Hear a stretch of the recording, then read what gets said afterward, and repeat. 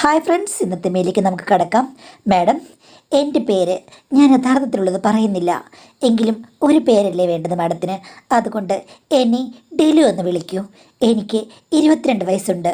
എൻ്റെ ജീവിതത്തിൽ ഇപ്പോൾ ചില പ്രശ്നങ്ങളുണ്ട്. അതാണ് മാഡത്തോട് പറയുന്നത്. എൻ്റെ അച്ഛൻ നല്ല സമ്പന്നനായിരുന്നു. നല്ലൊരു ബിസിനസ് നടത്തിയിരുന്നു മാഡം. ഞാനും എൻ്റെ ചേച്ചിയും അമ്മയും അച്ഛനും ചേർന്ന സുന്ദരമായൊരു കുടുംബം. ഞാൻ 10ാം ക്ലാസ്സിൽ പഠിക്കുന്നതുവരെ അത് വളരെ മനോഹരമായി മുന്നോട്ട് പോയി. സമ്പത്തിന് സമ്പത്ത്, സൗകര്യത്തിന് സൗകര്യം, എല്ലാം സൂപ്പറായിരുന്നു. ഒരിക്കൽ പോലും ഒരു ബുദ്ധിമുട്ട് ഞാൻ അറിഞ്ഞിട്ടില്ല. അമ്മ അതീവ സുന്ദരിയായിരുന്നു. പക്ഷേ ഒന്നുമില്ലാത്തൊരു കുടുംബത്തിലെ പെൺകുട്ടിയായിരുന്നു. അച്ഛൻ അമ്മയുടെ സൗന്ദര്യം കണ്ട് അമ്മയെ പണ്ട് കല്യാണം കഴിച്ചതാണ്. അമ്മയ്ക്ക് വേണ്ടി എന്ത് സുഖ സൗകര്യങ്ങളും പ്രൊവൈഡ് ചെയ്യാൻ അച്ഛൻ ഒരുക്കമായിരുന്നു. അതുകൊണ്ട് തന്നെ ഒരു റാണി എന്നുള്ള രീതിയിലാണ് അമ്മ വീട്ടിൽ കഴിഞ്ഞിരുന്നത്. പക്ഷേ 10ാം ക്ലാസ് ആയപ്പോഴേക്കും അച്ഛൻ്റെ ബിസിനസ്സും സ്ഥാപനവും ഒക്കെ തകരാറിലാകാൻ തുടങ്ങി. അവിടെ എന്തൊക്കെയോ കുഴപ്പങ്ങൾ. പുള്ളി മദ്യത്തിനടിമപ്പെട്ടു. വീട്ടിൽ സാമ്പത്തിക ബുദ്ധിമുട്ടില്ലെങ്കിലും മറ്റു ചില ബുദ്ധിമുട്ടുകൾ അനുഭവപ്പെടാൻ തുടങ്ങി.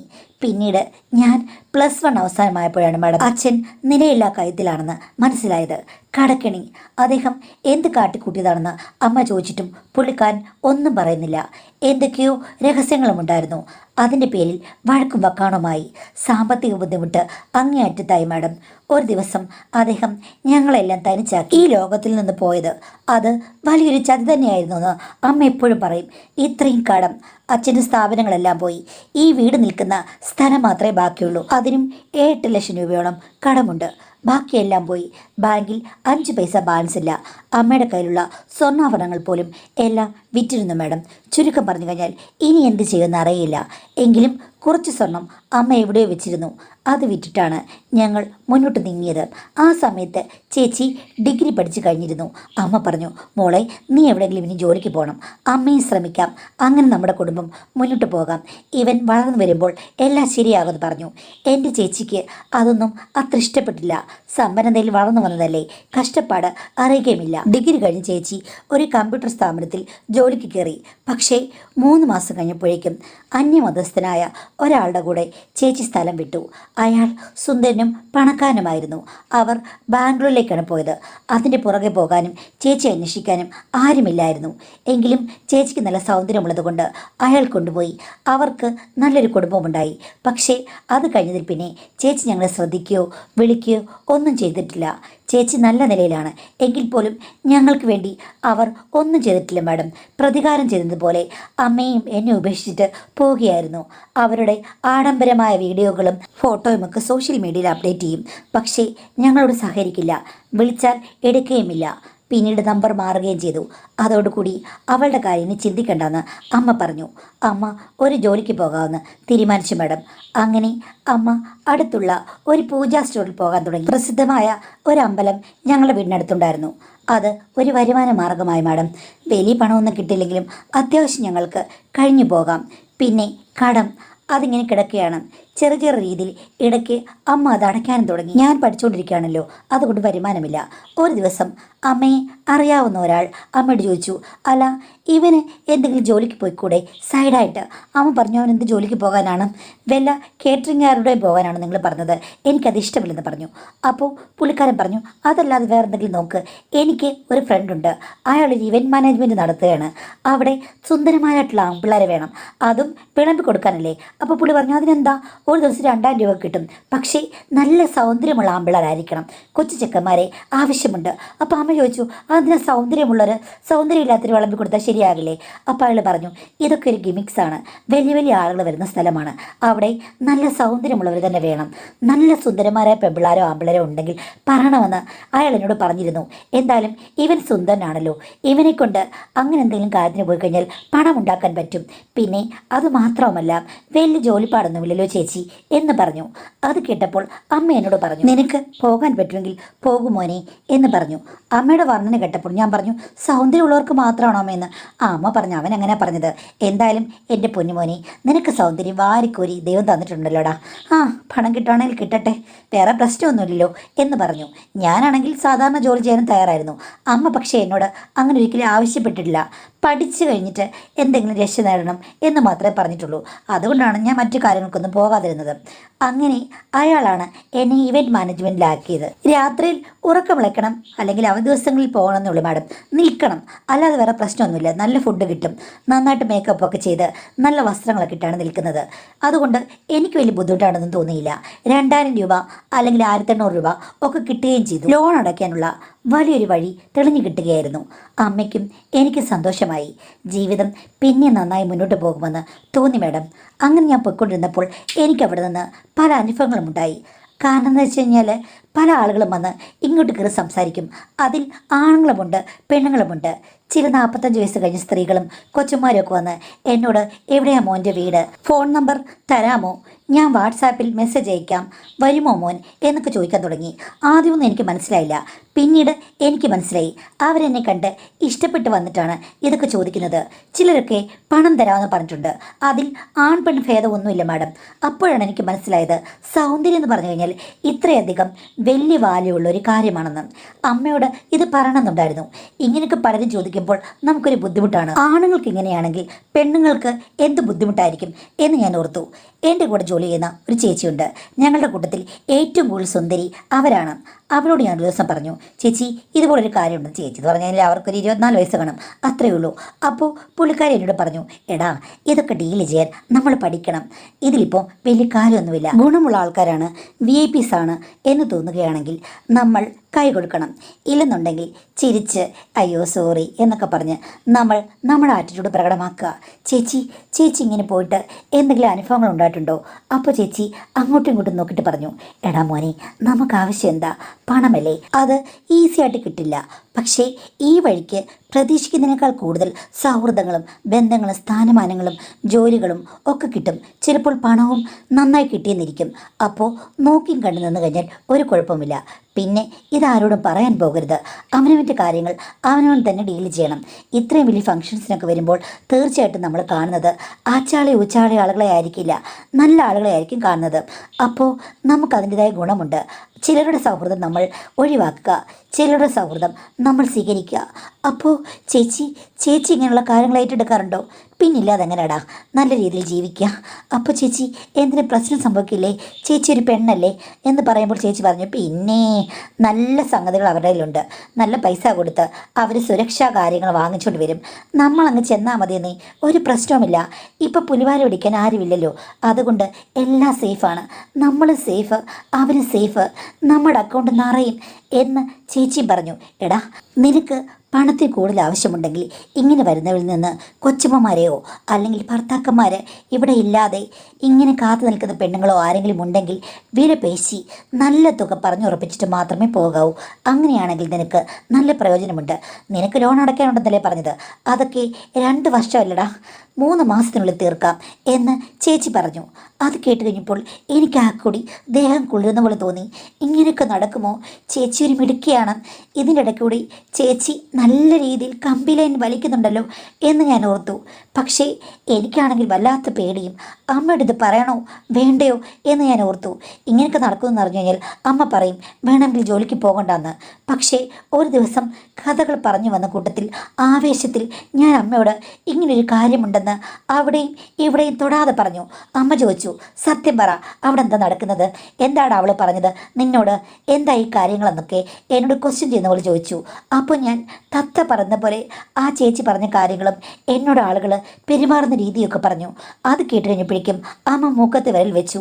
എൻ്റെ പൊന്നു മോനെ, ഇപ്പോൾ എൻ്റെ പ്രായം ഇത്രയും ഉണ്ടിടാ, എങ്കിലും അവിടെ സ്റ്റോർ നിൽക്കുമ്പോൾ എത്ര ആണുങ്ങളാണ് എൻ്റെ അടുത്ത് വന്ന് ഭർത്താവ് മരിച്ചു പോയതല്ലേ, എന്താ എന്തെങ്കിലും വിഷമമുണ്ടോ, ഉണ്ടെങ്കിൽ ഞങ്ങൾ തീർക്കാം എന്നൊക്കെ പറഞ്ഞത്. നല്ല കൊച്ചു ചെക്കന്മാർ വന്നിട്ട് എന്നോട് സൊല്ലുന്നുണ്ട്. നിന്നോട് അങ്ങനെ പറയുന്നോർത്ത് ഞാൻ പറയാതിരിക്കുകയാണ്. ഞാൻ ഓർത്തത് പെണ്ണുങ്ങൾക്ക് മാത്രമാണ് മാർക്കറ്റ് എന്നാണ്. ഓ, ആമ്പിള്ളാർക്കും ഇത്രയും മാർക്കറ്റുണ്ടോ എന്ന് പറഞ്ഞ് അമ്മ ചിരിച്ചു. അതല്ല, നീ പറഞ്ഞ കഥയിൽ ആണുങ്ങൾ വന്ന് നിന്നോട് നമ്പർ ചോദിക്കുന്നുണ്ടോ? എന്തിനാടാ? എന്തായിരിക്കും അവരുടെ ഉദ്ദേശം? അപ്പോൾ ഞാൻ അമ്മയോട് പറഞ്ഞു, ഈ ഉദ്ദേശമൊക്കെ തന്നെ.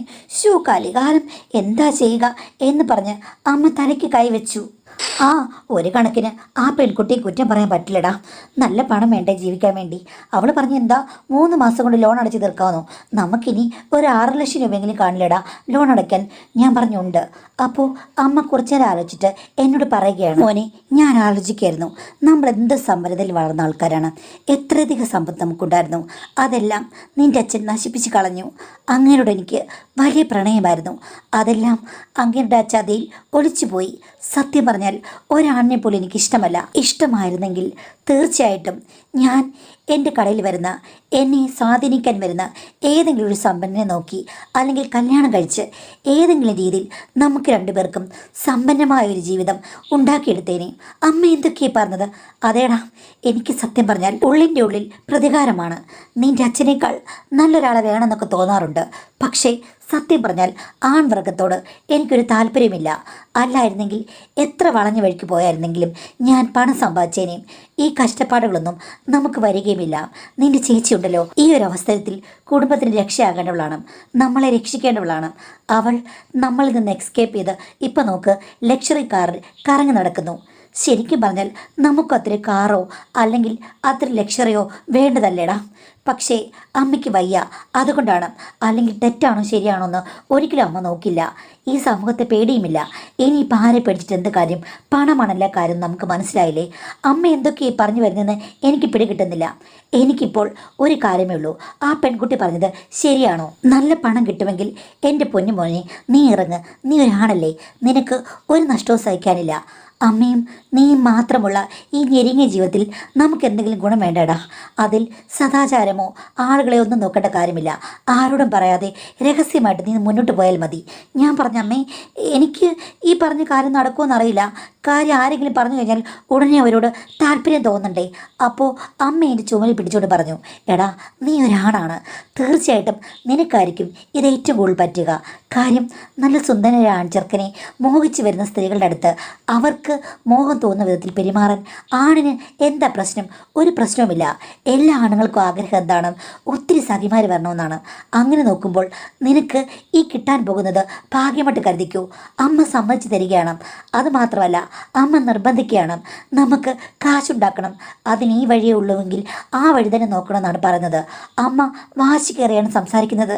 എന്നാലും അമ്മേ, എന്നാലും കിന്നാലും ഒന്നുമില്ല.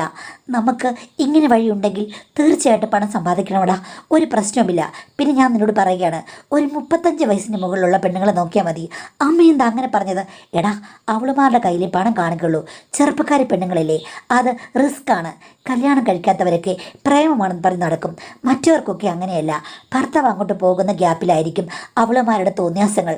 അതിന് നീ കൂട്ടുനിന്ന് കഴിഞ്ഞാൽ നിനക്ക് കിട്ടുന്നത് ലക്ഷങ്ങളായിരിക്കും. അതുമാത്രമല്ല, പണവും സ്വർണവും ഒക്കെ അവളുമാരുടെ കയ്യിൽ കാണുകയും ചെയ്യും. ഇതൊക്കെ സൊസൈറ്റി ലേഡീസ് അല്ലേ? തീർച്ചയായിട്ടും ആ പെൺകുട്ടി പറഞ്ഞത് നല്ലൊരു കാര്യമാണ്. നീ പോണം മോനെ എന്ന് പറഞ്ഞു. അമ്മേ, എന്നെക്കൊണ്ട് പറ്റും തോന്നില്ലെന്ന് അമ്മയപ്പോൾ എന്നെ രണ്ടാട്ടാട്ടി.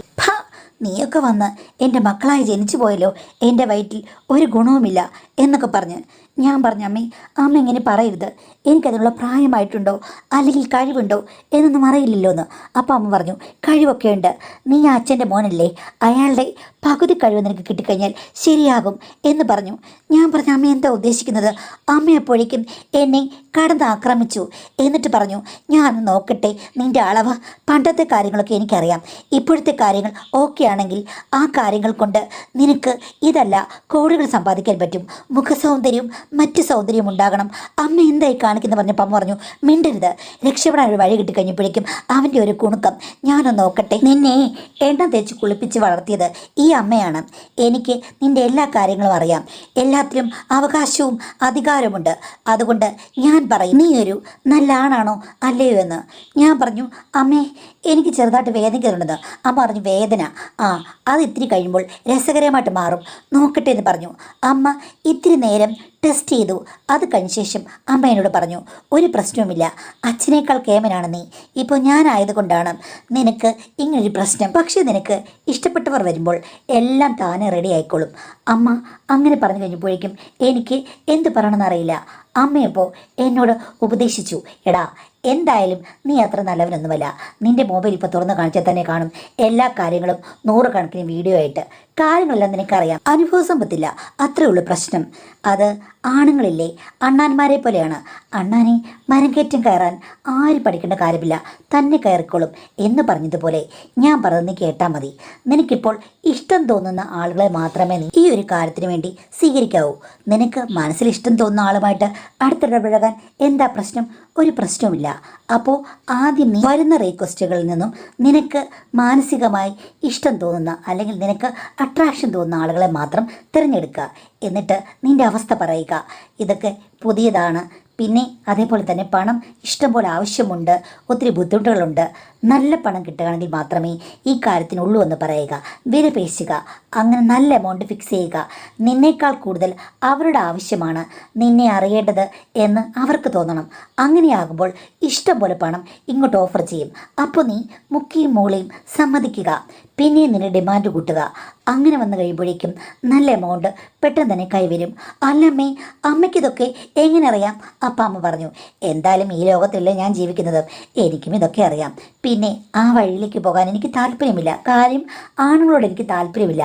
അതുകൊണ്ടാണ് ഞാൻ നിന്നോട് പറഞ്ഞത്. നിൻ്റെ ചേച്ചിയില്ലേ, അവൾ ഇങ്ങനെ പോയി രക്ഷപ്പെട്ടായിരുന്നെങ്കിലും നമ്മൾ രക്ഷപ്പെടുമായിരുന്നു. പക്ഷേ അവൾ ഒറ്റയ്ക്ക് പോയി രക്ഷപ്പെട്ടു. അതുകൊണ്ട് എനിക്ക് അവളോട് നല്ല ദേഷ്യമുണ്ട്. എൻ്റെ മോനെ, പണമാണ് ജീവിതത്തിൽ വലുതെന്ന് അമ്മയ്ക്ക് മനസ്സിലായി. അതുകൊണ്ട് മോൻ ഞാൻ പറഞ്ഞത് കേൾക്കണം, രംഗത്തിറങ്ങണം. നിന്നെക്കൊണ്ട് പറ്റുന്നത് പോലെ മുന്നോട്ട് പോയാൽ മതി. അമ്മ പറഞ്ഞത് നീ ശ്രദ്ധിച്ചാൽ മതി. ബാക്കി എല്ലാ കാര്യങ്ങളും അമ്മ പറഞ്ഞു തരാം. ഇവിടെ ഇപ്പോൾ ഇനി മുതൽ അമ്മയും മകനെന്നുള്ള സെൻറ്റിമെൻറ്റ്സ് വേണ്ട.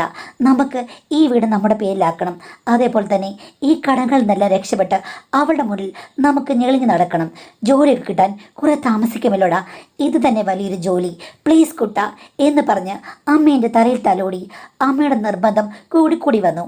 അങ്ങനെയായി കഴിഞ്ഞപ്പോഴേക്കും പിന്നീട് ഞാൻ പോകുന്ന ഫംഗ്ഷനിൽ വരുന്ന ആൾക്കാരിൽ എനിക്ക് ഇഷ്ടം തോന്നുന്നവരെയൊക്കെ ഞാൻ കുറച്ചു നേരം ചാറ്റ് ചെയ്യാനെങ്കിലും നമ്പരൊക്കെ കൊടുക്കാൻ തുടങ്ങി. അങ്ങനെ എൻ്റെ കാര്യങ്ങൾ അമ്മ പറഞ്ഞതുപോലെ ഞാൻ മാനേജ് ചെയ്യാൻ തുടങ്ങി.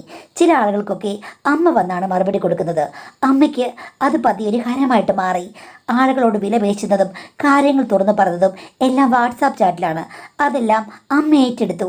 അങ്ങനെ ആദ്യമായിട്ട് എനിക്ക് നല്ലൊരു തുകടയിൽ അമ്മ കാര്യം ഒപ്പിച്ചു തന്നു. അങ്ങനെയാണ് ആ ആൻറ്റിയുടെ വീട്ടിലേക്ക് ഞാൻ പോകുന്നത്. ആൻറ്റി എന്ന് പറഞ്ഞാൽ സുന്ദരിയായ ഒരു ആൻറ്റി, എൻ്റെ അമ്മയുടെ പ്രായം കാണും. അവർ എന്നെ സ്നേഹാദരത്തോടുകൂടി സ്വീകരിച്ചു.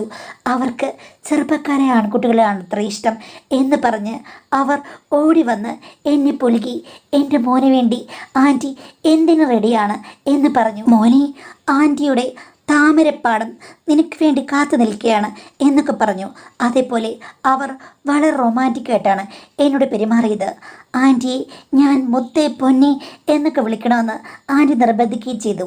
അതേപോലെ തന്നെ എൻ്റെ പേടി മാറ്റാൻ ആൻറ്റിയുടെ കയ്യിൽ ഒത്തിരി സൂത്രങ്ങളുണ്ടായിരുന്നു. ആൻറ്റി അതൊക്കെ പ്രയോഗിക്കുമ്പോൾ എനിക്ക് മനസ്സിലായി ഇത് നേരത്തെ തോന്നേണ്ട ബുദ്ധിയായിരുന്നു. അങ്ങനെ ആൻറ്റിക്ക് വേണ്ടി ഞാൻ താമരപ്പാടമാകെ തുഴഞ്ഞ് നല്ല താമരകൾ മാത്രം പൂജയ്ക്ക് വേണ്ടി പറിച്ചെടുത്തു. ആൻറ്റി എന്നെ അഭിനന്ദിച്ചു. അങ്ങനെ ഞാൻ സക്സസ്ഫുള്ളി പറഞ്ഞതിനേക്കാൾ കൂടുതൽ തുകയുമായി വീട്ടിൽ വന്നു. അമ്മയ്ക്ക് സന്തോഷത്തിൻ്റെ രാവായിരുന്നു അത്. അമ്മ എന്നെ ഒത്തിരി അഭിനന്ദിച്ചു. എൻ്റെ മോനെ, എൻ്റെ മകൾ എന്നോട് കാണിച്ച ചതി, എൻ്റെ ഭർത്താവ് എന്നോട് കാണിച്ച ചതി, അതിൻ്റെ എല്ലാ പ്രശ്നങ്ങളും തീർന്നത് ഇന്നാടാ, നീയാണ് എൻ്റെ പൊന്നുമകൻ എന്ന് പറഞ്ഞ് അമ്മ എനിക്ക് വേണ്ടി പാതകൾ വെട്ടിത്തെളിക്കുകയായിരുന്നു. എല്ലാ ചാറ്റുകൾക്കും മറുപടി കൊടുക്കുന്നത് അമ്മയാണ്. ഫോൺ വിളിച്ചാൽ മാത്രം ഞാൻ എടുക്കും. അങ്ങനെ എനിക്ക് ഒത്തിരി ബന്ധങ്ങളുണ്ടായി. പിന്നീട് ആണുങ്ങൾ വന്നപ്പോൾ അമ്മ പറഞ്ഞു അത് സേഫാണ്, അതും പരീക്ഷിച്ച് നോക്കണമെന്ന്.